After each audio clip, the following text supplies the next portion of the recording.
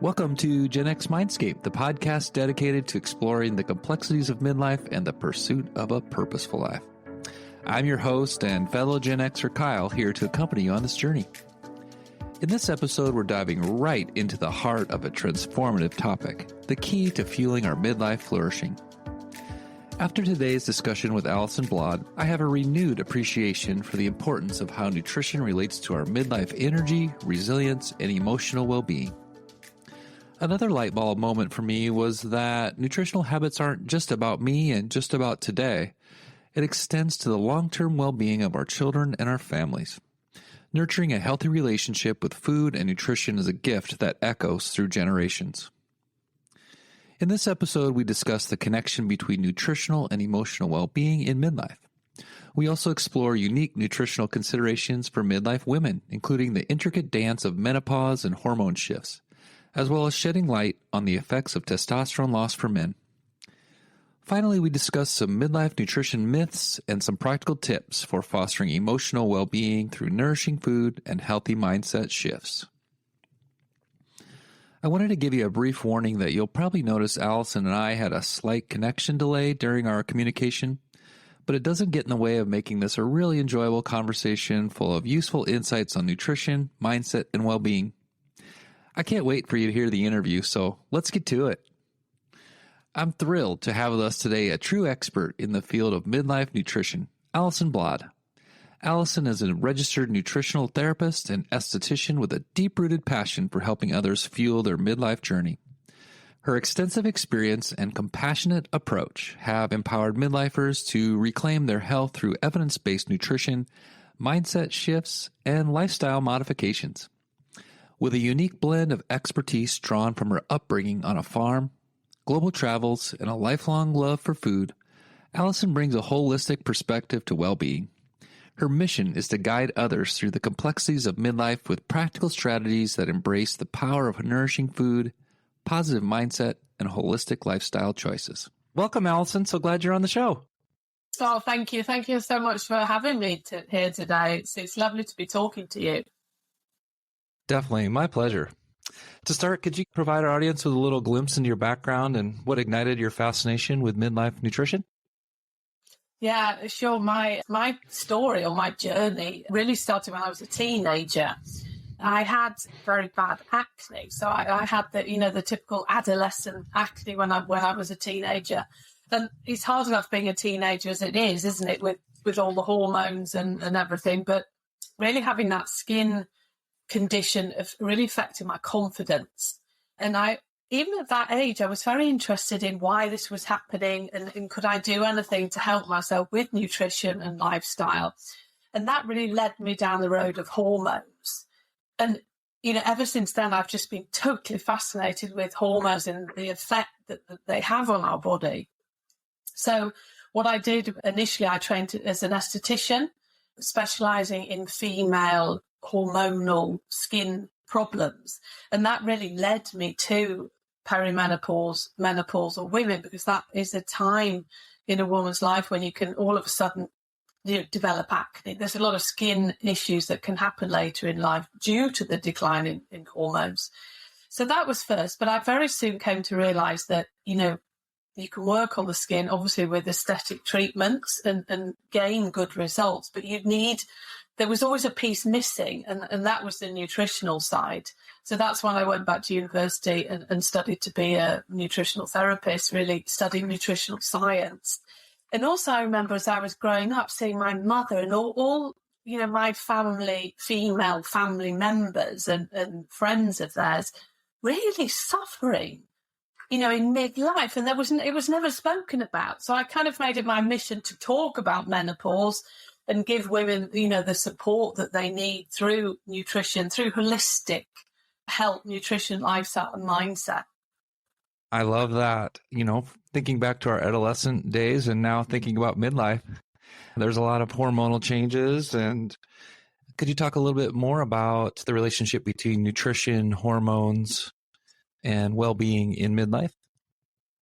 Yeah, I mean, there's a lot that happens with females, men as well. It's not just women, but if we're talking about menopause, yes, the first stage of menopause is perimenopause. And this, on average, starts around the age of 45. It can be early, it can be later. And then this is a phase where we're still menstruating, we can still get pregnant, but hormones are all over the place.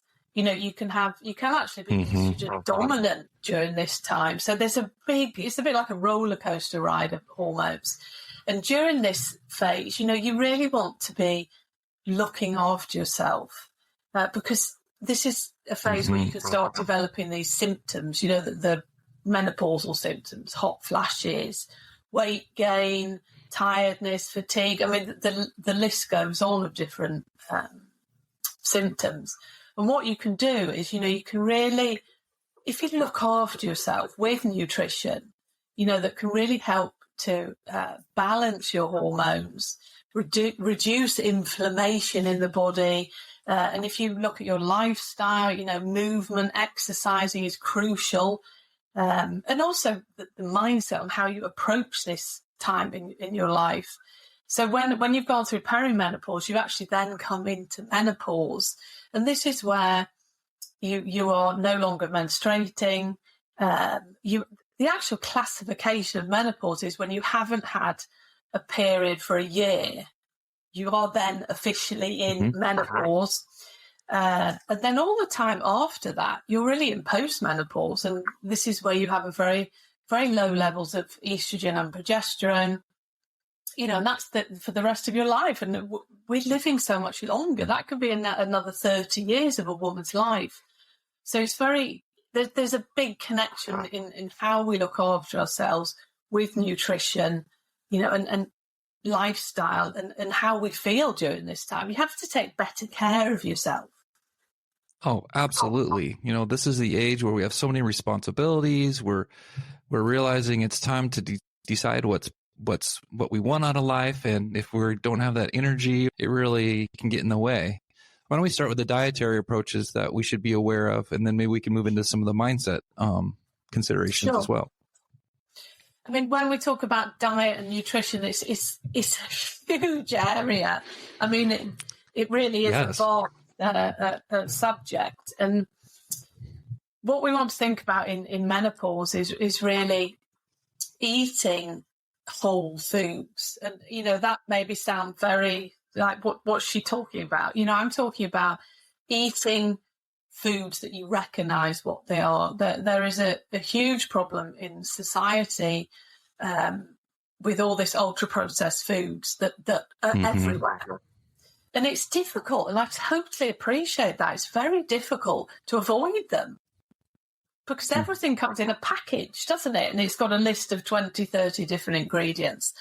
But what we need to really think about doing is eating whole foods. And it doesn't have to be complicated. You know, buying vegetables, buying foods that when you look at it, you actually know what it is, rather than buying a package with 20, 30 ingredients and half of them you don't even really know what they are.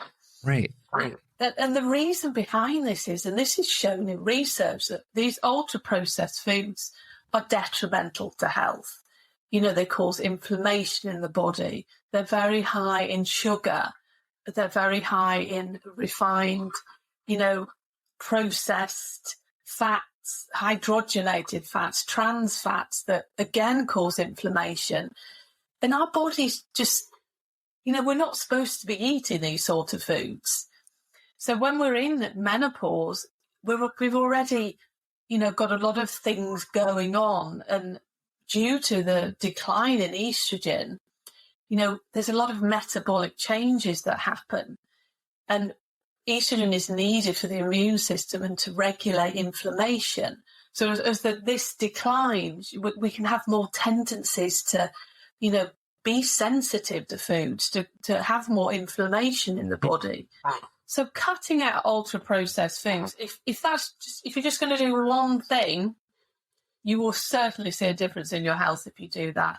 Not even just, it's too hard to say to cut them out completely, but, you know, reduce those Sure. sort of foods. One word I hear you saying a lot is inflammation. What goes on with inflammation, and why should we be avoiding that? Yeah, that's a great question. And, inflammation is, there's nothing wrong with inflammation. That is what our body does to protect us against things. It's, the immune response to, for example, if you get a splinter in your finger, your body will, the redness that's caused by that is inflammation, because it's your body's way of dealing with that specific thing that's happened, and it enables the body to heal, and everything's fine. But what's happening with us in society now is that we're suffering from what we call chronic inflammation due to many different factors. But this is like that inflammation response that is perfectly okay when it happens and goes away. We have that with us the whole time. And this leads to many different things, from achy joints to headaches to, even weight gain can be triggered by inflammation. The chronic inflammation, there's a big difference. And due to the way that we live our lives, can be one of the causes of this inflammation, because it's your body's way of reacting to something that doesn't feel right. And certain foods that we eat that aren't really, like natural foods, like these highly processed foods, can cause inflammation in the body, because your body's like, well, what's that? I don't know what that is. And it starts this, reaction to it. Yeah. I almost hear you saying, like, we're putting in our body in a state of having to heal and diverting resources towards healing rather than a source of strength. Is that fair to say, or? Yeah, absolutely. And I mean, some very, highly renowned doctors and functional medicine doctors, they're saying that inflammation, chronic inflammation, is one of the causes of majority of chronic disease. That long-term chronic inflammation is very detrimental to our health.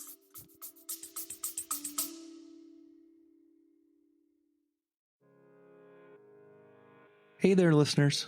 I just wanted to take a moment to express my heartfelt gratitude for listening to this podcast. Your support and feedback keep me motivated to continue growing and crafting episodes that are meaningful and helpful for you on your journey. That's why I'm inviting you to join our Gen X Mindscape community page on Facebook. It's a great space to share your feedback on the show, suggest future episode topics, or simply connect with fellow listeners. Also, don't hesitate to leave me a voice message over at genxmindscape.com by clicking on Leave a Voice Message at the top of the page. Whether you choose to remain anonymous or provide your name and email, it's entirely up to you. Once again, thanks so much for listening. I'm definitely looking forward to hearing from you.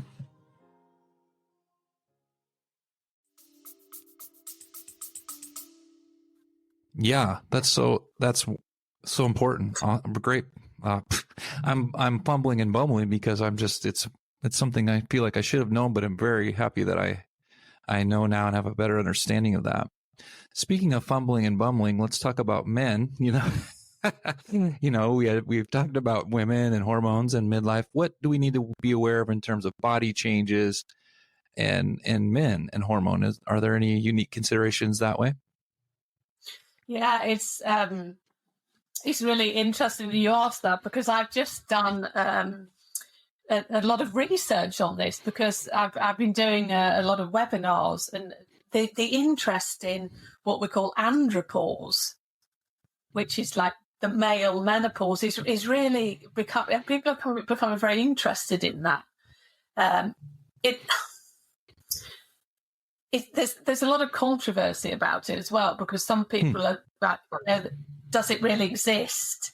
Because with a man, testosterone, men have estrogen as well, but testosterone declines with age, like naturally. Whereas a woman in menopause, we have this very sudden, virtually stopping of production of hormones. So I think it's very important that we don't liken it to the female menopause, But there is certainly a decline in testosterone for men as they age. And what we're seeing in society is that this is happening earlier and earlier in men.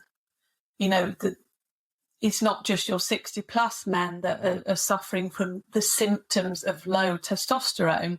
It's really happening in men as young as 30, 35. And why is that? That's the big question, isn't it? Again, is it to do with our lifestyles? Is it to do with what we're eating, how we're living? There's something going on there that is affecting testosterone levels in men. And the symptoms that men, I mean, it's very similar to menopausal symptoms. You know, you've got weight gain, particularly around the middle area. Men can gain, you know, what we call man boobs. You know, they have to collect more fat on the chest area. Headaches, sleep problems, irritability, you know, lack of confidence, sexual dysfunction. You know, so there's a big list of symptoms. And I think, again, it's something that needs to be spoken about, because when you look at the research, and looking at, you know, how men look at this time in their lives, that they don't want to talk about it. They feel uncomfortable about it. But I think that men in general don't really like talking about their health, do they? And how they feel. And I think women are much better at that. Yeah, there's such a socialization and almost stigma for men that we just need to change. You know, those of us in Gen X, we can be wiser and smarter than that. I mean, it's important to be healthy and to be wise and know how to fuel our bodies. Before we leave that topic, what would you say about testosterone loss in men and nutrition? Are there certain nutrition needs, or does it go back to whole foods?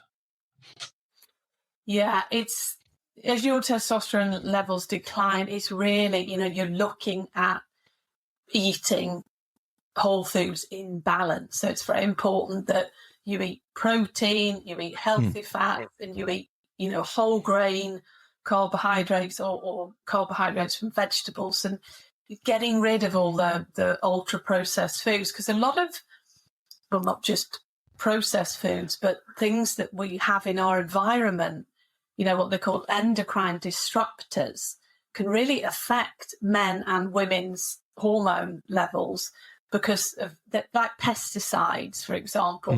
They've shown to really have an effect on our hormones. So not just looking at what you eat, but also looking at what you use, you know, in your house, what detergents, what cleaning products, because they can really have an effect on our endocrine system, which is responsible for hormones. That makes so much sense. I'm wondering, you know, eating whole foods, that sounds simple. Avoiding chemicals, that doesn't. You know, but what when you work with clients, what are some of the barriers that people run into, you know, on what seems like a simple plan? It's not always that easy, is it? Yeah, it's not easy making changes, is it? That, you know, habit changes is difficult. I think if we look at nutrition, what I do with my clients is we take very small steps to implement changes, and everyone I work with, it's very individual. So every plan or program that we work with, it's totally tailored to them, because everyone has different complaints and symptoms. But I think it's sticking to a new regime is difficult for some people. They can do it for 3 to 4 weeks, and then they kind of go back to their old habits. But what I've found through experience is that making very simple changes and just doing one change at a time. So saying, for example, okay, now we're going to increase your water intake. And I'd like you to try and get up to this amount of water within the next 2 weeks. And when they've done that and they feel happy with that, we then do the next thing. Otherwise, if people get a big list of things that they're going to do, they won't do any of them. They just think, oh, that's too much. I can't do that. I'm not doing any of it. So I think implementing nutritional changes can be tricky. But when it comes to environmental aspects, especially in the home, I totally appreciate it's difficult. But doing something as removing plastic from your kitchen, because plastic contains chemicals that seep into food, and it's been shown that these chemicals actually have an effect on many things, but on our hormonal health. Yeah, that really resonates with me in terms of small changes at a time, and those really add up. I mean, at our age, we can see how little things we've done in the past have added up. And also environment. I would think that that's part of making those changes is having a good environment for nutrition and health. Can you talk about just a few other ways people can engineer their environment? Especially, I think for me, as I have other people who are relying on me for eating, kids, possibly my parents. Can you talk a little bit about that, engineering your environment for success? Yeah, it is difficult because you think you can't just suddenly rehaul your whole house, can you? and think, but plastic out the kitchen, as we already said. Thinking about your clean products that you use, because a lot of cleaning products that you use to clean your house with contain a lot of chemicals that are detrimental to our health and to hormone health. I mean, I appreciate obviously cost as well is an issue, but if you can, buying more of these like ecological products, I see that they're coming more and more onto the market now. Cleaning products that are more friendly to the environment, friendly to our health, and there's also lots of cleaning. Like it's funny enough, there's a cleaning program based in Europe, but there was a cleaning program on these two fabulous ladies. This was last year, and they gave you all these ideas of how to clean, your house and things with natural products. Like for example, using lemon juice to clean, to get tea stains off things. I think they were using bicarbonate of soda to clean the bath with. So there's, if people are really interested in that there's a lot of ways that you can actually clean your house very efficiently, but with natural products. Yeah, I think that's a great point too. When you talk about the availability, it'd be really ideal if we could all increase the demand for those products so they're more available and maybe even more affordable. I know I'm kind of a dreamer. That's one of my faults or whatever, but I'd love to see that come through. What about planning? Going back to kind of having kids who may not. They're living in the moment. They may not be thinking about whole foods and inflammation. They're more what looks good now. What are just some overall, suggestions you might just offer? Yeah, it is. I agree. It's tricky with children because they're very much in the moment, aren't they? And they don't want, the parents start talking about, this is good for you. And, you just switch off as a child, don't you? And I think what I see with my clients and families, that if you really, from a young age, you eat together, so if you make meal times a very social thing and try to involve, I appreciate this isn't always easy, especially with teenagers, to involve them in the food process, to involve them in, making meals, maybe the shopping, from a young age, because if you get that installed into them from a young age, then it just becomes second nature, really. They wouldn't necessarily want to eat all these highly processed foods because they understand that that's not good for them. And they also understand that when they eat these foods, how does that actually make you feel? Do you feel like really good when you've eaten a whole plate of, sugar loaded food? Does that really make you feel good? Right. As you're saying that, it strikes me that it really is, you're hitting two objectives at once when you eat whole and well as a family. You're gaining the value of whole nutrition yourself, but you're modeling that, and really it's embedding that kind of legacy in your family that it's a healthy eating family, and we can gain the benefits from that throughout the generations. Again, I'm sounding idealistic, but it really is such an important thing in terms of nutrition, you know? Yeah, it's great. I mean, children do what their parents do, don't they? They do. If they see you doing that at a young age, then, they follow. So it's very important that we give our children the ability to cook and have the knowledge of food, so when they grow up they can lead healthy lives. Exactly. One last thing I wanted to ask related to this area is, we've talked about eating whole foods, and we hear a lot about macronutrients and micronutrients. Are there guidelines that you think we should know about as midlifers in terms of proteins and carbs? Are there unique considerations we should have as we try to eat whole foods? Yeah, what you really need to think, I mean, I don't believe as a nutritional therapist for realistic living that you can weigh things. You can't every time you have a meal think, oh, I'm going to weigh that. It doesn't work long term. So when you come into midlife, when you come into menopause, we need protein. In general, women and men, we don't eat enough protein. And the need for protein as we come into midlife increases because we lose muscle mass. And we really need to keep our bodies strong due to the decline in estrogen. And this is actually shown in andropause as well, that men lose muscle mass, and it's also part of natural aging. But we really want to keep our muscles, and to keep ourselves strong, we need adequate amounts of protein. What you need to think about with protein is eating roughly a palm size of protein with every meal. And that, whether if you eat meat, that can be meat, it can be fish, it can be beans, lentils, etc. And then carbohydrates. So carbohydrates, that's another huge topic. You could do a whole podcast on carbohydrates. Because they're kind of like, it's become this, carbohydrates, they've really become this word that people don't want to talk about, and they certainly don't want to eat.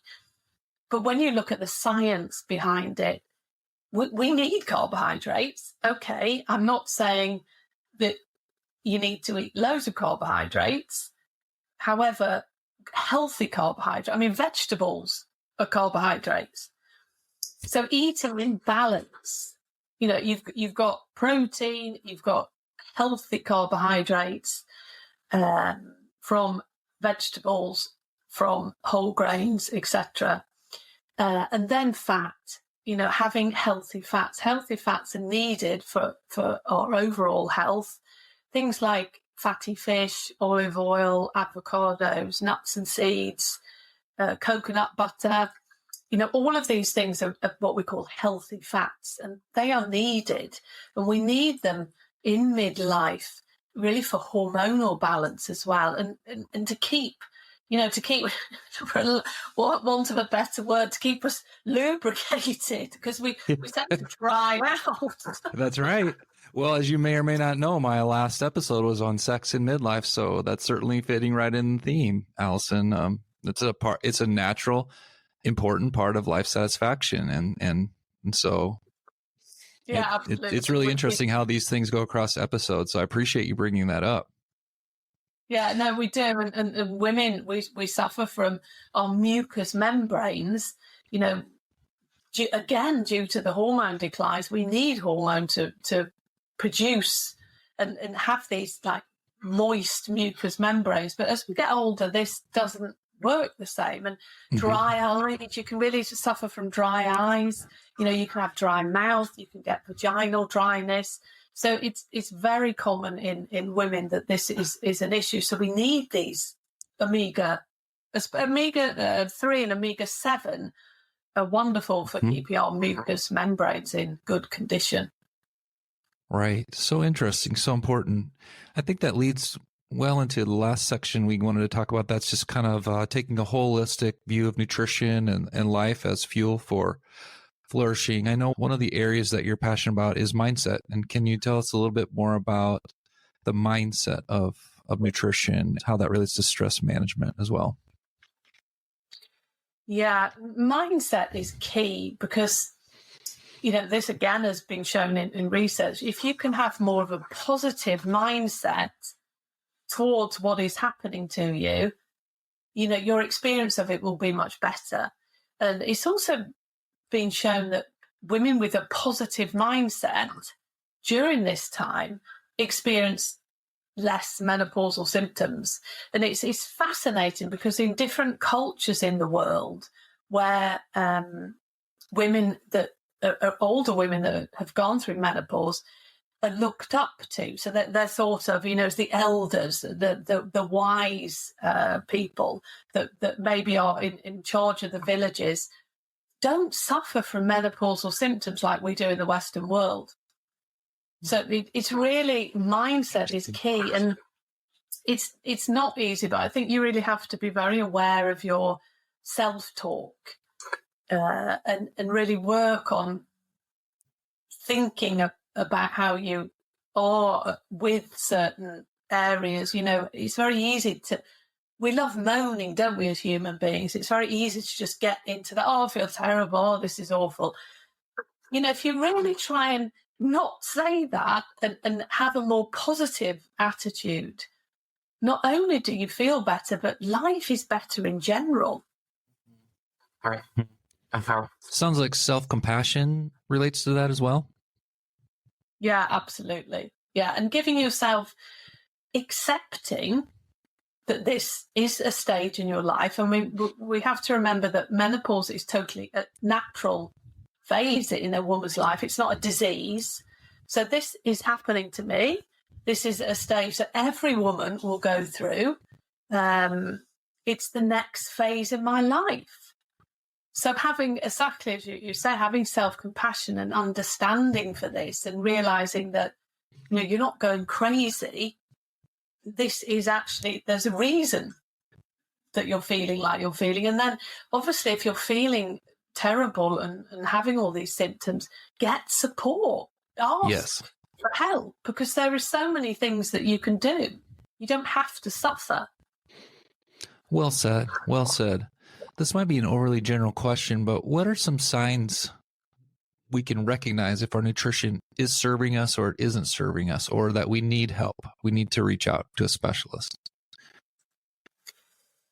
I mean, if you feel tired all the time, if you're really feeling like you're gaining weight and you haven't got control of that, you feel like you're just gaining weight and you haven't got a plan to manage that.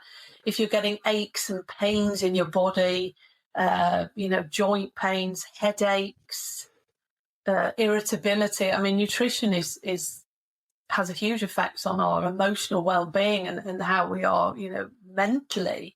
Mm-hmm. So if you're just feeling terrible and not yourself, okay, it's not. You can't put it all down to nutrition, but nutrition could absolutely be playing a big part in the way that you're feeling. And I think, if you're eating an unhealthy diet, or you're maybe not looking after yourself the way that you should, you probably deep down know that. Right. So true. I'm betting one of the workplace hazards of being a nutritional therapist is that you come across a lot of myths or misconceptions. Would you mind sharing a few that you want our listeners to know, especially as it relates to midlife, that you hear and maybe misleading or leading us down the wrong path? Yeah, there's such a vast amount of information out there, isn't there, on nutrition? And as a nutritional therapist, that have studied, everything that I say is evidence-based. So there's research to back it up, but there is so much misinformation. And I think, some of the things when we think of midlife, think of menopausal women, is that, calcium, which is very important in general, but it becomes important, even more important for women because of our bone health when we come into menopause. we need estrogen for bone health. The calcium isn't just from dairy products. You don't, if you don't eat dairy, calcium can actually be found in many other sources of food, and very good sources of calcium, like vegetables, kale, or your dark green leafy vegetables are a great source of calcium. I think people always relate calcium to dairy, but that actually isn't true. I think we've already virtually touched on this, but fats are bad for you. As I said, avocado, olive oil, the healthy fats are needed for our overall well-being, and they do make you feel full, so that they're very satisfying. So when you eat fats, you hopefully won't eat such a large portion of food because they satisfy you. Fat is needed for all bodily processes. It's really, really important nutrient. And, when we think of fats, I know the era that I grew up in, fat was a swear word. Everything was just like low fat, everything. And now we've kind of turned that round, haven't we? And research has decided, well, actually, no, that was wrong. We do need it. Sugar's bad, fats, healthy fats are okay. So, having fat, healthy fat with every meal is good for your health. There's so many different points of view, aren't there, on fat, different styles of eating. So there probably, I'm sure, is somebody that will disagree with me saying that. But as a nutritional therapist, healthy fats are good for you, in moderation, of course. Sure. Yeah, that's really great. Before we kind of move to our closing section, Alison, is there anything else that you really feel is important for our audience to know on the topic of nutrition, well-being, holistic wellness? Yeah, I think, the main thing that I would like to say is to women that are going through this phase in their life is to really, embrace it with a positive attitude. Ask for help if you need it. And, don't talk and moan and walk around the whole time feeling terrible, because there are so many things that you can do. And it's very easy things that you can implement with nutrition and with lifestyle. So just get the help that you need and embrace the next phase in your life. Because, it could be another 30 years. That's a long time. Yeah. I think that's such an important point. It's something to have in order and to rule out as a source of some of these. It may be a source of it, or you may rule it out and need further answers, right? And I also just wanted to add, I really appreciate your research-based approach to this. That's one of the reasons I reached out to you. I'm impressed by your credentialing and your engagement with the research.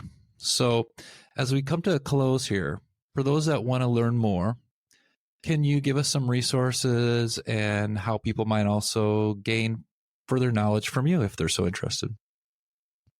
Yeah, sure. I think the best way really is via my website, which is alisonbladh.com. So that's Alison, ALISON, BLADH.com.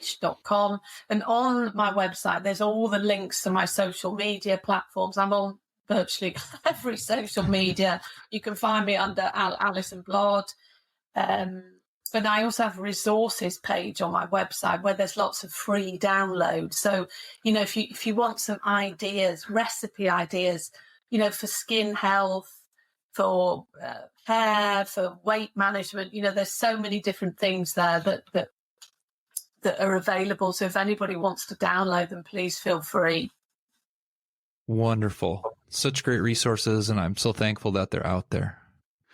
Well, this has been a real pleasure, Alison. I am so grateful for your time and your knowledge and your passion about this subject. So thank you so much for joining me on this podcast.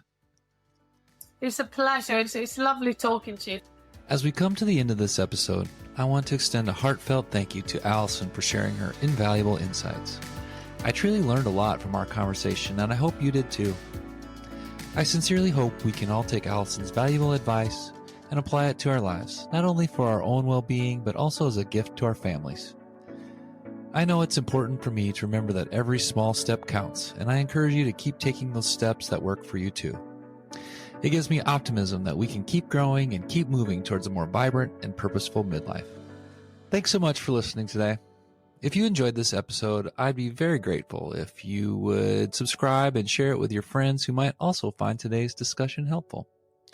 So until next time, keep exploring, stay curious, and stay true to yourself.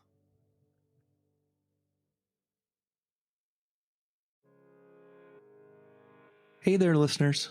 I just wanted to take a moment to express my heartfelt gratitude for listening to this podcast. Your support and feedback keep me motivated to continue growing and crafting episodes that are meaningful and helpful for you on your journey.